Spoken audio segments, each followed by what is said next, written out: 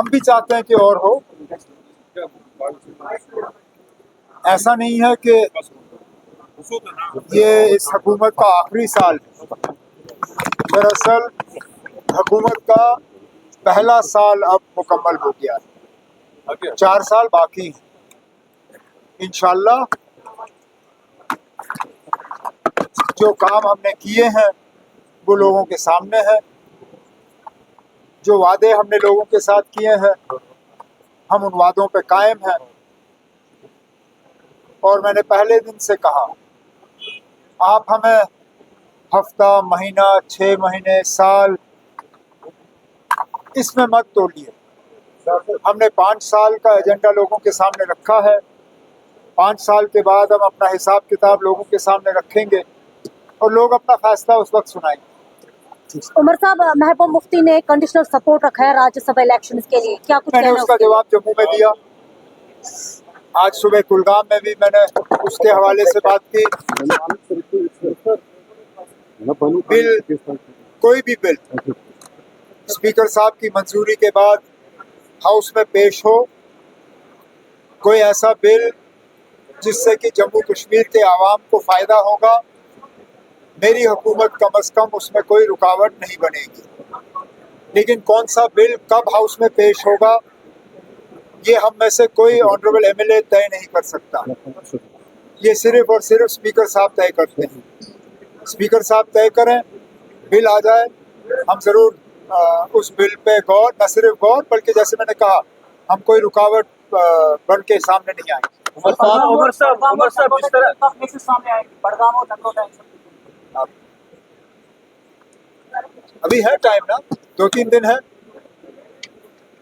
Budgam national conference लड़ेगी।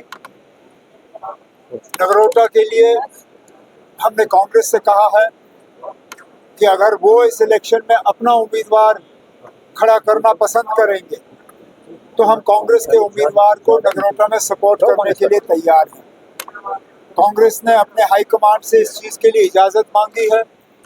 अगर कांग्रेस को इजाज़त मिलती है तो कांग्रेस का उम्मीदवार बिस्मिल्लाह करके अपने नामजदगी के कागज़ जो हैं नगरोटा में भरें और नेशनल कॉन्फ्रेंस जो है खुल के उनकी जीत की कोशिश जो है वो करेगी। सरकार अलग ही स्वागत थी, क्या बाकी लड़कों को भी कुछ राहत मिलने वाली? करेंगे ना, करेंगे। इसके लिए पिछले असेंबली सेशन में एक कमेटी बनाई गई। कमेटी चीफ सेक्रेटरी साहब हेड कर रहे हैं। उन्होंने इसमें कुछ पेशरफ्त की है। जब वो अपना रिपोर्ट फाइनल करके हुकूमत के सामने रखेंगे, जितना हमसे हो सकेगा हम कर लेंगे। सरकार जो है उस्मान वानी ने कहा कि उमर अब्दुल्ला ने जो है छोड़िए ना, अमित शाह के ऑर्डर रहने दीजिए ना। मुझे आप जो शख्स अपनी कॉन्स्टिट्यूएंसी से तीसरे नंबर पे आया, उस शख्स के बारे में आप मेरा क्यों वक्त जाया कर रहे हो? सर, आज नेशनल अलग मूड में दिख रही थी, क्या दिल्ली और जम्मू कश्मीर की दूरियां कुछ दूर होते नजर आ रही है? स्टेटहुड आ जाए तो जरूर वो दूरियां खत्म हो जाएंगी, लेकिन जब तक हमें स्टेटहुड से महरूम रखा जाता है,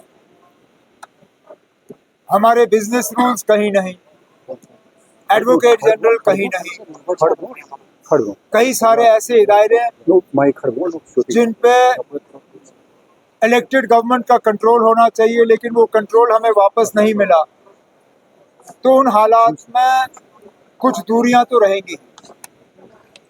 अब उम्मीद करते हैं कि पहले साल में इन दूरियों को जो है ठीक नहीं किया गया, चलिए कम से कम दूसरे साल में हो तो अच्छी बात हो। उमर साहब स्मार्ट मीटर्स को लेकर सीडीएस काफी खर्च हुआ है। क्या बाकी ऑनरेबल एमएलए हजरात मेरे पीछे खड़े हैं। अनंतनाग में बहुत कम खर्च हुआ है।